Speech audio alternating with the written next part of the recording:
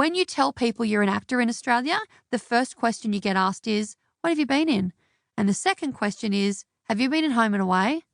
To which I would answer, respectively, none of your business and yes.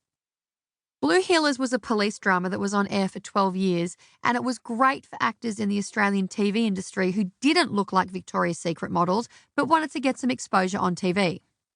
Aside from the core cast of police officers, each week saw a new group of characters come and go on the show. Criminals, victims, local shop owners, and a random dog. It was great. A heap of talented actors and a ton of shit ones got to sink their teeth into scripts, playing the pivotal characters for that week's episode, allowing them to hold their heads high that Christmas when annoying aunties would ask if they had done any real acting yet. The situation was similar on All Saints, Australia's second longest running medical drama. I like to think of it as Grey's Anatomy meets ER, only George Clooney and McDreamy forgot to show up for their shifts. The setting of the show originated in Ward 17, where a core cast of doctors and nurses pretended not to want to have sex with each other. Then it moved to the emergency room, opening up the possibility for a lot more guest roles and semi-regular gigs for us actors.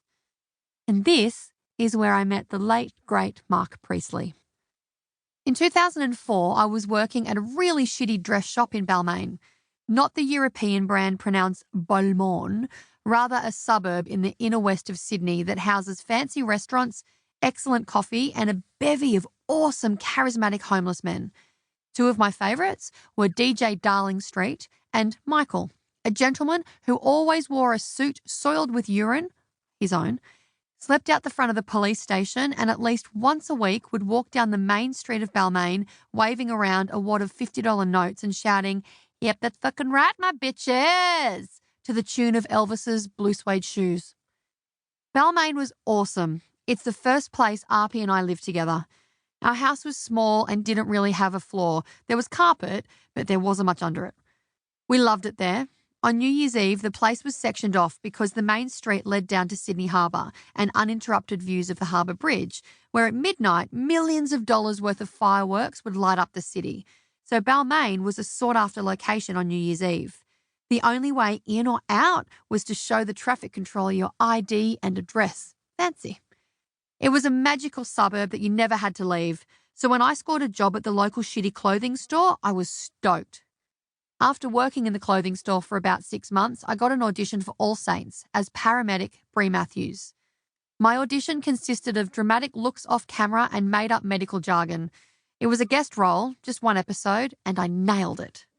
I managed to flesh it out for 4 years, a semi-regular gig.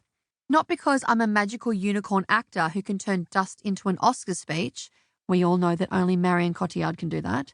But because I can hustle. I really respect the hustle. I believe Madonna to be the originator. She's not a great singer or dancer, but that hustler deserves a Nobel Peace Prize for her services to the hustle. She has turned it into a career move. Think Lisa Rinna. Her hustle has become talking about what a hustler she is. Respect. I worked that All Saints set and my professional relationships much like Britney works in autotune, and I succeeded continuing to make up medical jargon alongside some of my most favourite actors. I was finally contracted as a main character 6 weeks before the show was cancelled. Red, frustrated face emoji. Mark played Nurse Dan Goldman. I don't remember the first time I met him, as I don't really remember a time without him in my life. He got me.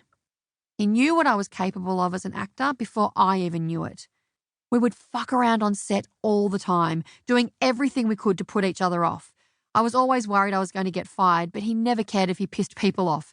No one would ever fire Mark because he was Mark, a creative genius who would throw a pencil in your face 5 seconds before the director called action. Then as soon as the camera rolled, he would lovingly kiss an elderly character on the forehead and say his final goodbye, having everyone in tears and unable to move on to the next scene.